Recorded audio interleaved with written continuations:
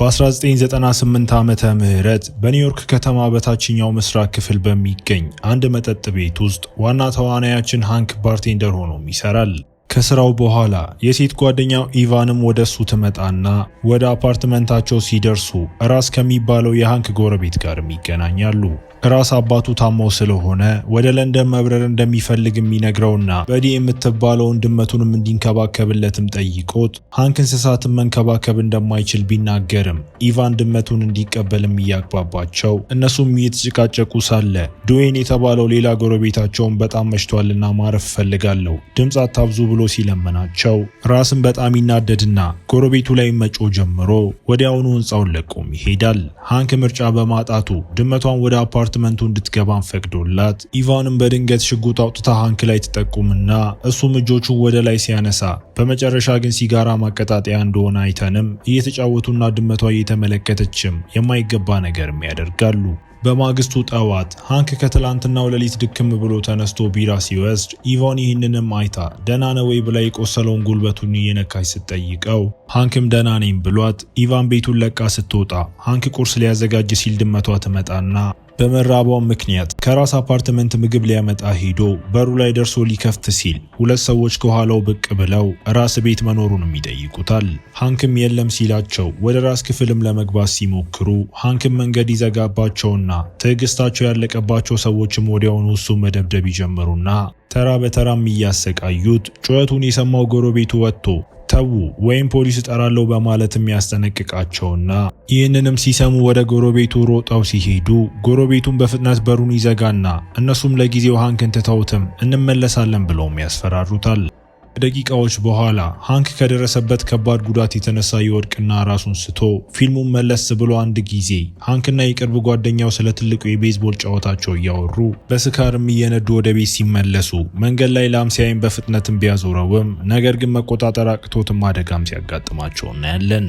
ሃንክ አሁን ባለው ጊዜ ሲነቃ የሴት ጓደኛው ከአልጋው አጠገብ ቆማ የነበረ ሲሆን በሆዱ ላይ ያለውን ፋሻ ሲያይ ምን ያህል ጊዜ ራሴን ስቼ ነበረ ብሎ ኢቫንን ሲጠይቃት እሷም 2 ቀን ትለዋለች። ወዲያውኑ ስልኳንም ተውሶ እናቱ ጋርም ደውሎ የምግብ መመረዝ ደርሶብኝ ነው ብሎ እንዳትጨነቅ የሚዋሻትና በተደረገለት ቀዶ ሕክምና ወቅትም በደረሰበት ጥቃትም ምክንያት አንደኛው ኩላሊቱ ተጎድቶ ስለነበር መወገዱን ይረዳና ሃንክ በሆስፒታል በቆየ ቁጥር የክፍያው መጠንም እየጨመረ መሄዱ ስላሳሰበው በሴት ጓደኛው እርዳታም ወደ ቤቱም ይመለሳል። በመንገድ ላይ ኢቫን በቀዶ ጥገና ምክንያትም ሊያደርጋቸው የሚችላቸውንና የማይችላቸውን ነገሮችም አልኮል መጠጣትን ጨምሮ ዝርዝር ስታነብለት ሃንክ አለመጠጣት የሚለው ሐሳብም አይዋጥለታም። ነገር ግን ለጤንነቱ ሲልም ለመተው ቃል ገብቶ እቤት ሲደርሱም ኢቫን ሃንክ ማንኛውንም ነገር በቁም ነገር አትወስድም፣ ግንኙነታችንንም ቢሆን ብላ ትወቅሰውና ህይወቱን በቁም ነገር መያዝ እንደሚችል እንዲያረጋግጥላት ከጠየቀችው በኋላ ስለ ግንኙነታችን በቁም ነገር ስታስብ ደውልልኝ ብላም ትተዋለች። ሃንክ የኢቫንን ንግግር ተቀብሎ በአፓርትመንቱ ያሉትንም የአልኮል ጠርሙሶችም ወደ መጸዳጃ ቤት ውስጥ ማፍሰስ ይጀምርና ጠርሙሶቹን እያጸዳ ሳለ ድመቷ አንዱን ጠርሙስ ከመደርደሪያ ላይ ገፋ አድርጋው ፈሳሹም አልጋው ላይ ፈሶ ሃንክ የአልጋ ልብሱንም አውጥቶ ለማጠብ ወደ ማጠቢያ ሱቅ መሄድና ስራውን ጨርሶ ወደ አፓርታማ ህንጻው ሲመለስ ከጥቂት ቀናት በፊት ያየውን የራሽያ ሰውም አግኝቶ ከዚያም ወደ ውስጥ ሲገባ 2 ሰዎች ወደ ራስ አፓርትመንት ለመግባት ሲሞክሩ ይሰማና ሳይታይ ለመሸሽም ፊቱን ደብቆ ወደ ላይኛው ፎቅ በመውጣትም በኋለኛው በኩል ያለውን ደረጃ በመጠቀም ወደ አፓርትመንቱ ለመግባት እየሞከረ ሃንክ በራሱ መስኮት ለመግባትም ሲሞክር ተቆልፎበትም ነበር። በዚያን ጊዜ ከራስ ክፍል የሚመጣ ድምጽ ይሰማውና ምን እየሆነ እንዳለ ለማየት ጎንበስ ሲል በዚያ ጊዜ ማይክሮብ የተባለው ሰው ሲያየው ሃንክም ተመልሶ እንዳይያዝ ወደ ሌላኛው መስኮት በፍጥነት በመንቀሳቀስ ማይክሮብ ሳይደርስበትም ይገባል። በኋላም ሃንክ መርማሪ ሮማንን ጠርቶ የደረሰበትን ጥቃትና ስብራት ሲያሳውቃት መርማሪዋም ያያቸውን ሰዎች እንዲገልጽላት ስትጠይቀው የዩክሬን ሰዎች አነጋገር ነበራቸው፣ መኖሪያቸውም እዚህ ጥግ ላይ ነው ሲል መርማሪዋ ግን ዩክሬናውያን አይደሉም፣ የራሽያ ማፊያ ከዓመታት በፊት ሰፈሩንም ተቆጣጥሮታል በማለት ታርመዋለች። መርማሪዋ የአፓርትመንቱ ክፍል ስትመለከት ሃንክ በሃይ ስኩል ቤዝቦል እንደተጫወተ ትገነዘብና መርማሪዋ የራስን የወንጀል ድርጊቶች ያውቅ እንደሆነም ስትጠይቀው ሃንክ ምንም የማውቀው ነገር የለም ብሏት መርማሪዋ ራስ ለዓመታት ያህል ስታስረው ስትሞክር የነበረችው ደንዛዥ ዕፅም አዘዋዋሪ እንደሆነም ታስረዳዋለች። ሮማን የ2 አይሁድ ወንዶችን ፎቶግራፍ አውጥታ አጋጥመው ያውቃሉ ወይ ብላም ስትጠይቀው ሃንክም አላውቃቸውም ሲል መርማሪዋ እነዚህ ሰዎች ጭራቆች ናቸው፣ አካባቢ ላይ ካያቸው ወዲያው ደውልልኝ ብላ ከስብሰባው በኋላም ሃንክ የድመቷን ፍሳሽ ለማስወገድ ሲሄድ ትልቅ ነገር ያገኛል። ነገር ግን በቅርብ ሲመለከተው የሰገራ አሻንጉሊት እንደሆነ አውቆ ከኋላውም ሲመረምረውም ቁልፍ በውስጡ ተደብቆ አግኝቶ ለመርማሪዋ ለመደወል ሲሞክርም ስልኩ አይሰራም። በዚያን ጊዜ ሃንክ ከሌላኛው አፓርትመንት ድምጽ ይሰማና በበሩ ሲመለከትም መርማሪዋ ቀደም ብላ የጠቀሰቻቸውን ሁለቱን አይሁድ ወንዶችም የራስን አፓርትመንትም ሲሰባብሩ ያያቸዋል።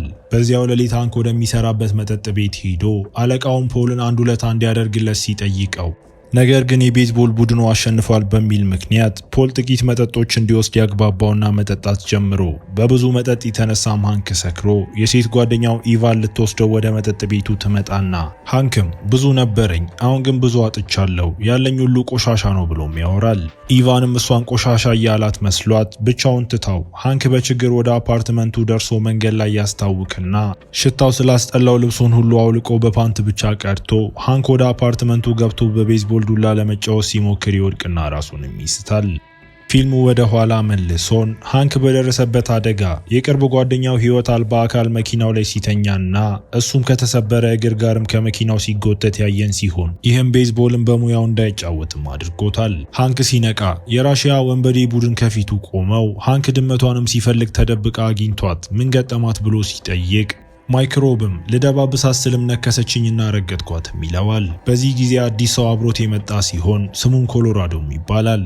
ማይክሮብም እንዲርቅ ነግሮትም ከሃንክ ጋርም ሊነጋገርና መልስ ሊያገኝ ሲሞክር ሃንክ ቁልፍ ማግኘቱንም ሲናገር ሁሉም ነገርም ለጥቂት ጊዜም ጸጥ ይላል።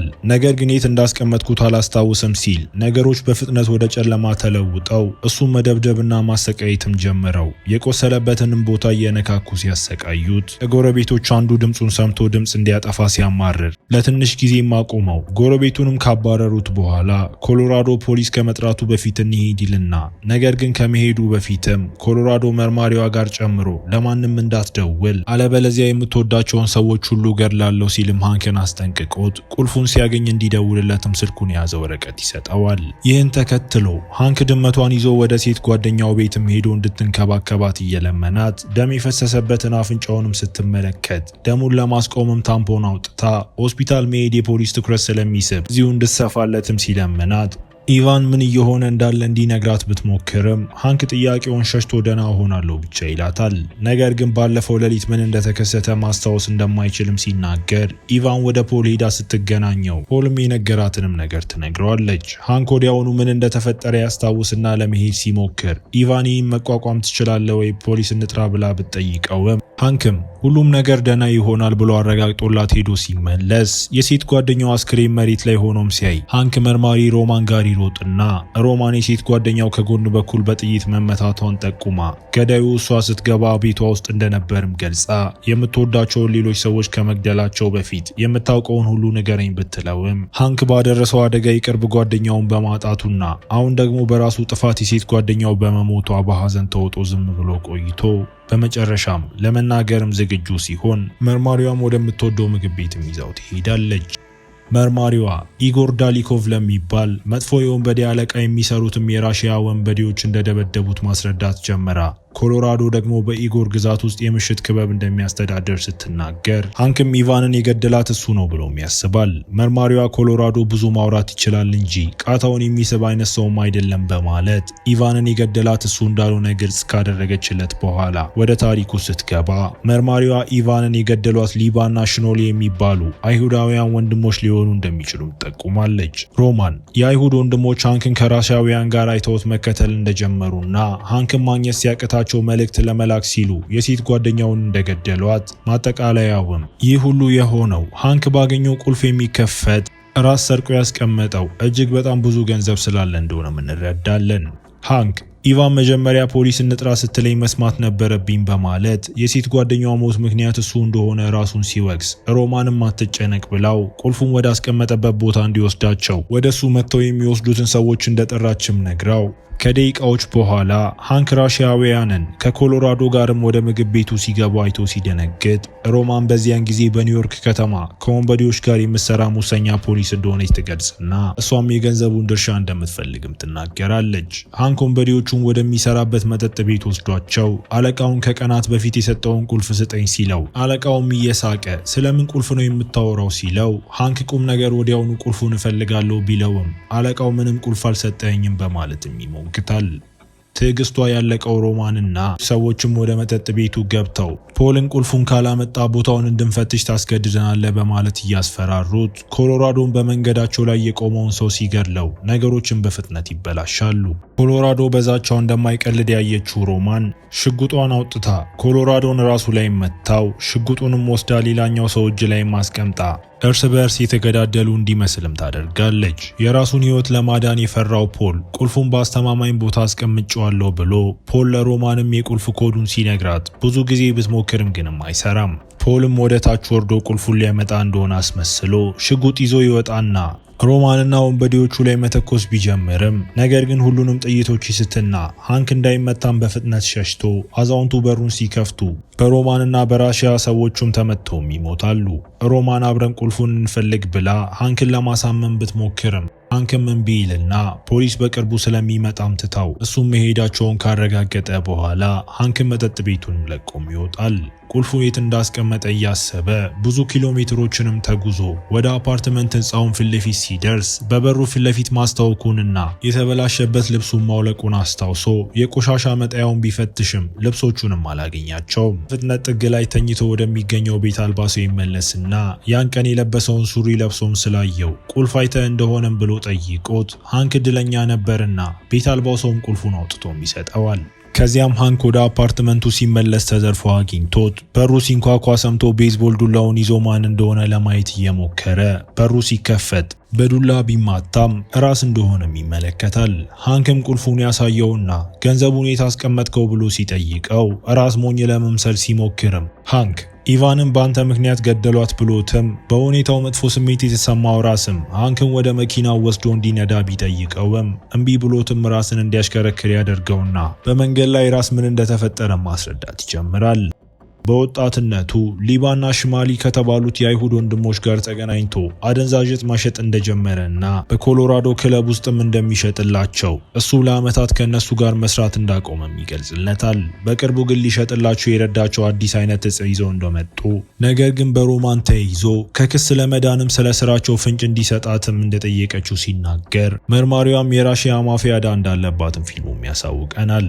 ሮማን ሙሰኛ ፖሊስ ስለሆነች ዕፁን በኮሎራዶ መጠጥ ቤት ውስጥ ሸጠው ሁሉንም ከትርፉ እኩል ድርሻ እንዲያገኙ ወስነው እርስ በርስ ስለማይተማመኑ ገንዘቡን የሚያስተዳድር ሶስተኛ ወገን የሚያስፈልጋቸው ነበር። ስለዚህም ነው ራስን ጥሬ ገንዘቡን እንዲይዝም የጠሩት። ለሁሉም ቡድኖች ገንዘቡን ሊሰጥም በታሰበበት ቀን አባቱ በስትሮክ እንደወደቁ ከሆስፒታል ጥሪ ደርሶት ስለዚህም በዚያን ቀን መሄድ እንደነበረበት ቢሆንም ወደ ሆስፒታል ሲደርስ ግን አባቱን ሞቶ እንዳገኛቸውም እንረዳለን። ዕፁ የተከማቸበትን ቤት ሲከፍት ሃንክ የጥሬ ገንዘብ ከረጢቶችን አይቶ ይደነግጥና ምን ያህል ነው ብሎ ራስን ሲጠይቀው ራስ ከ4 ሚሊዮን ዶላር በላይ ነው ብሎት ሃንክን በፍጥነት ስልኩን ተውሶ እናቱ ጋር ይደውልና ስልክ እያወራ ባለበት ወቅት ራስ ሽጉጥ ይዞ ወደ ሃንክ ጠቁሞ ሁሉም ሰው ገንዘቡን ይዤ እንደሸሸው ነው የሚያስበው በመልስላቸውም እንኳን ይገሉኛል ብሎት ስለዚህ ገንዘቡን ወስዶ እነሱ ሊያገኙት በማይችሉበት ቦታ መሄድ እንደሚፈልግም ሲገልጽ ሃንክኔ ምን ሆናለሁ ብሎ ይጠይቀውና ራስም ይቅርታ አንተነ ተጠያቂውም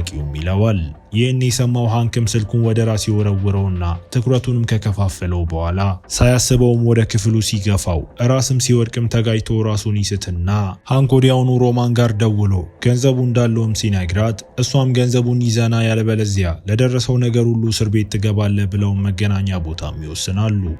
ሃንክም ድመቷን ይዛ እንድትመጣም ለሮማን ነግሯት ወደ ቦታው ሲደርሱ ራስ ሮማንን ሲያይም ደንግጦ ሁለቱንም እንደምትገድላቸው ስለሚያውቅም ከመኪናው ሲወጣ ሃንክ ይደርስበትና አግቶ ይዞት ሮማን ገንዘቡ የታለ ብላ ስትጠይቀው ሃንክም ቁልፉን ይዤ መጥቻለሁ ራስ ደግሞ ወደ ገንዘቡ ይወስድሻልም ይላታል። በግጭት ወቅት ራስ ከሃንክ ነፃ ወጥቶ ሽጉጥ የያዘውን ማይክሮብንም ሲያጠቃውና በጦር መሳሪያው ላይም ሲታገሉ ጥይቱ ተተኩሶ አንዱን ሰውም ከገደለው በኋላ ድመቷን ከሮማን አምልጣ ወደ ሃንክ ትሄዳለች። መኪና እየነዱ ሲያመልጡ ራስ ሮማን ኮሎራዶን ተኩሳ በገደለችበት መንገድ ኢቫንን የገደለችው እሷ ልትሆን ትችላለች ሲለው ሃንክ ሮማን ኢቫንን ለመግደል ምክንያት እንደሌላት ስለሚያስብም አላመነም። ራስም ምናልባት ቁልፉን ለመፈለግ መታ ኢቫን ላይ ደርሳ ገላት ይሆናል ብሎት ከሮማን ካመለጡ በኋላ ሁለቱ ወደ ባቡር ጣቢያ ደርሰው ሌሎቹ ሳይደርሱባቸውን በፍጥነትም ይገባሉ። በጉዞው ወቅት ራስ ድመቷንም ተንከባከባት ብሎ ከጭንቅላት ጉዳቱ የተነሳ የሚሞትና በሚቀጥለው ማቆሚያ ላይም ሃንክ ከባቡሩ ወርዶ የራስ አስክሬን ደግሞ በዚያውም ይቀራል። በማግስቱ ሮማንም ሃንክ ጋር ደውላለት የእናቱን አድራሻ እንደምታውቅም ታስፈራራውና እስካሁን ቅርብ የሆኑ ሰዎች ሁሉ ሞተዋል፣ እናት ላይም ይሄ እንዲደርስ ካልፈለግ ገንዘቡን አምጣልኝና እኔም ልረዳ ሞክራለሁ ብላው። ይህንን ተከትሎ ሃንክ ወደ ስልክ መደወያ ሄዶ እናቱን ከቤት እንድትወጣም እየለመናት የጓደኞቹን ሞትን በራሱ ላይ ይጥልና ሁሉም ነገር ሲያልቅ እደውልልሻለሁ በማለትም ቃል ገብቶ ስልኩንም ከዘጋው በኋላ ከዚያም ጥግ ላይ ተቀምጦ የድመቷን ፋሻ ለመጠገን ሲሞክር አንድ ሐሳብም ይመጣለታል። የቁልፉን ቆብም አውጥቶ የአይሁድ ወንድሞች ጋርም ይደውልና ገንዘቡ ወዳለበት ቦታም እንደሚወስዳቸውም ቃል ሲገባላቸው እናያለን። በኋላም የአይሁድ ወንድሞች ሊወስዱት ይመጡና ራስ ምን ሆነ ብለው ሲጠይቁ ሃንክ በቤዝቦል ዱላ ገደልኩት ብሏቸው ከዚያም ቁልፉ የታለ ሲሉት ሃንክ ሮማን ወስደዋለች፣ ግን ገንዘቡ የት እንዳለ የማውቀው እኔ ብቻ ነኝ፣ ከአንድ ሰዓት በኋላም ከሷ ጋር ቀጠሮ አለኝ ብሏቸው ስምምነትም አድርጎ ሮማንን ከገደላችኋት በኋላ የገንዘቡን ቦታ ነግራችኋለሁ ይላቸዋል። በራሳቸው ቋንቋ ተነጋግረው ሃንክ የሚለውን ለመቀበል ይወስኑና ገንዘቡን የሚያውቀው እሱ ስለሆነና በተጨማሪም ሮማን ስቃይ ስለሆነችባቸው እሷን መግደልም አይከፋቸውም። ነገር ግን ሮማንን ከመገናኘታቸው በፊት ምግብ ሊበሉ ወደ እናታቸው ቤት አቅንተው ወንድሞቹም እናታቸው ዘንድ ሲደርሱ ሃንክን ግማሽ አይሁድ ነው በማለት ያስተዋውቋትና በደስታም እሷም ትቀበለዋለች። ከዚያም ወንድሞቹ ሃንክን ወደ ሌላ ክፍል ወስደው ልብሱን እንዲያወልቅም አድርገው ቢፈትሹትም ነገር ግን ምንም ቁልፍም አላገኙም። ከዚያ በኋላ እናታቸው ትባርካቸውና ጥንቃቄ እንዲያደርጉም ትነግራቸዋለች። ወደ መገናኛ ቦታው ሲደርሱ ሃንክ ሮማን መሞቷን እርግጠኛ ለመሆን አብሮ መሄድ ቢፈልግም ነገር ግን ከመሪው ጋር አስረውት በመኪና ውስጥ እንዲጠብቅ የሚነግሩትና እነሱም ወደ ውስጥ ገብተው በመንገዳቸው ላይ የሚመጣውን ሁሉ በመግደልም ወደ ክለቡ ገብተው ውጪ ላይ ሃንክ ሮማን ከክለቡ ስትሮጥም አስተውሎ ልታመልጥ መሆኑን ሲያይም ከመኪናው ውስጥ ትኩስ ብረት አውጥቶ ራሱን ፈቶ ተከትሏት ሲሄድ በሚያሳዝን ሁኔታ ማይክሮብ አጋጥሞት ሽጉጡን ጥሎ በቡጢ ለመዋጋት ይወስንና ወደ ሃንክ ሲሮጥም በሁለት ቡጢ ተመቶም ይወድቃል።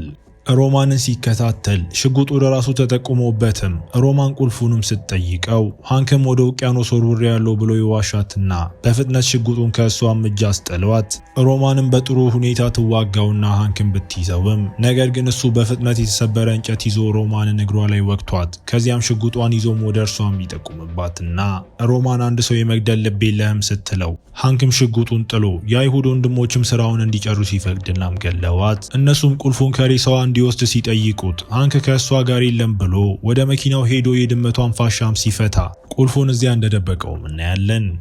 ወደ ቦታው ሊነዱ ሲሉ ዛሬ ሻባት ስለሆነ መንዳት አይፈቀድልንም እና አንተ ንዳ ብለውት ሃንክ በፊት በደረሰበት ተሞክሮ ምክንያት ለመንዳትም ቢቢልም ነገር ግን ከብዙ ማስገደድ በኋላም ወደ ሹፌር መቀመጫው ይገባና የመቀመጫ ቀበቷችሁን እሰሩም ይላቸዋል። በጉዞው ወቅትም ወንድሞቹ በዚህ ጊዜ ልንገልህ እንችል ነበር፣ ነገር ግን በሆነ ምክንያት አንተን ላለመግደል ወስነናልና ለመጣብህ ችግርም $200,000 ሰጥተን እንልቀቅህ እያሉት ሃንክም ከወንድሞቹ አንዱ የኢቫንን ላይተር እንደያዘም አስተውሎ የገደሏት እነሱ እንደሆኑ ይረዳና ከኋላ ያለውም ሰው እንዳይገለው እንደተረጋጋ አስመስሎ ከፊት ለፊቱ ምሰሶ ሲያይ መኪናውንም እየነዳ በፍጥነትም ማሽከርከር ይጀምራል።